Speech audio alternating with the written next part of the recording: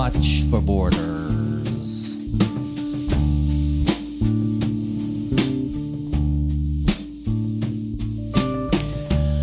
I was at my local grocer hunting down a good 8-ounce can of quality sadness. Or maybe it was some toothpaste I was searching after, the tube kind, not those trendy pressed-ahead dispensers I remember. I was thirsty too, my car having been booked for repairs at the body shop, so that I had to walk all over the bleeding neighborhood even, just for my even daily sustenance, even. And it teasing the 100-degree mark on the thermometer outside, and I'm riding up aisle 3, not knowing whether to laugh or cry amongst the oasis of aluminum soda cans, strawberry fresca, ginger ale, new grape, sparkling punch, or the more complex kind towards the aisles far in, like blackberry currant and apple elixir, Delaware punch, not carbonated. Therefore I surmise not sparkling, orange pomade of mango, kiwi, and passion fruit, Dr. Nuts extract of celery.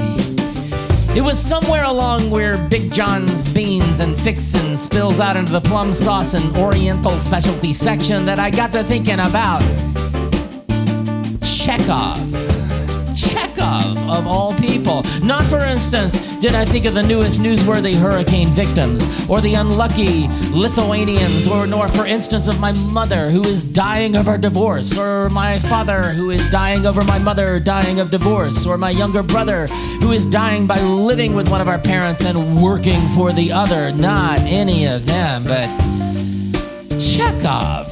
I had been reading The Cherry Orchard, you see, which is spoonful upon spoonful of sadness, and I was thinking not of the old highbrowed order or the polite smiling cruelty of the new, not the brainy squalor of Trofimov's speeches or Lopatin's shiny acts.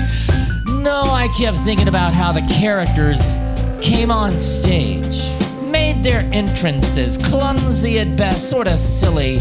Epihov, who is silly, enters with a nosegay, fumbles and drops it. Carlotta is dragging or being dragged by a Rottweiler on a chain. Dunyasha can't seem to close down a parasol. Gaev bursts in grotesquely, mimicking as if he were playing billiards. Lepahin sneaks his head past a door and says, miraculous. Standing there among the groceries, I was thinking how hard those characters have to work to enter their world, not to hide backstage, but to find the courage to breach those feelings and face the embarrassment, the discomfort, or the mere interruption of walking somewhere in. They need help sometimes. Lots. Varnia rushes in, brandishing a handful of jangling keys and kvass. Dunyasha balances a huge pot of fresh, steaming coffee. What it's like to enter a room after a long time gone. Throw off the chenille sheets rubbed with rosemary, preserving the sofas. Been so long, how fine you look. Was your hair always this color?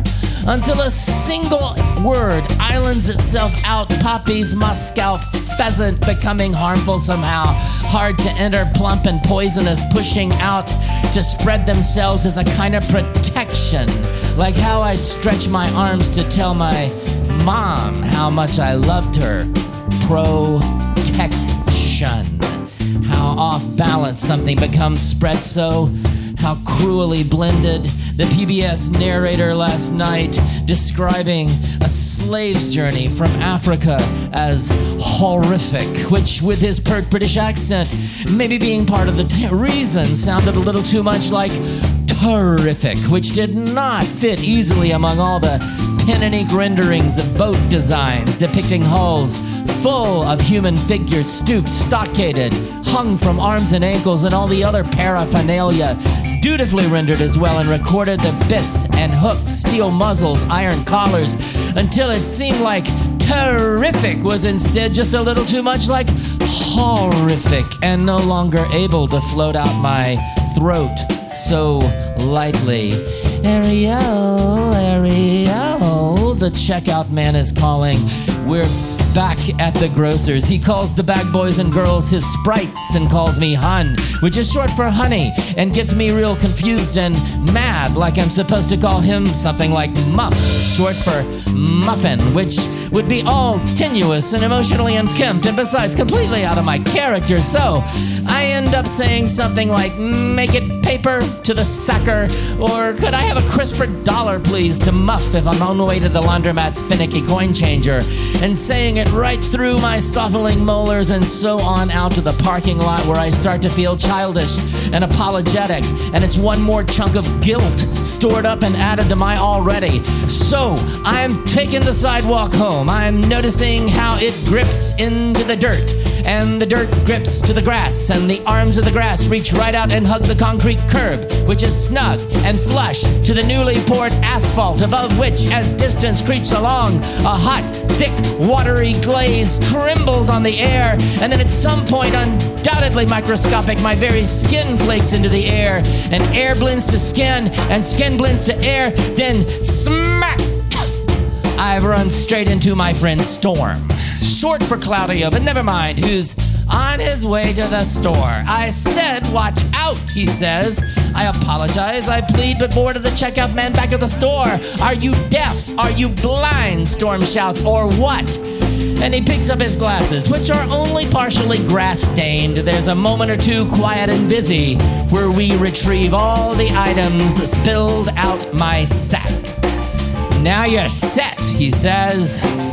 Then we fall to talking.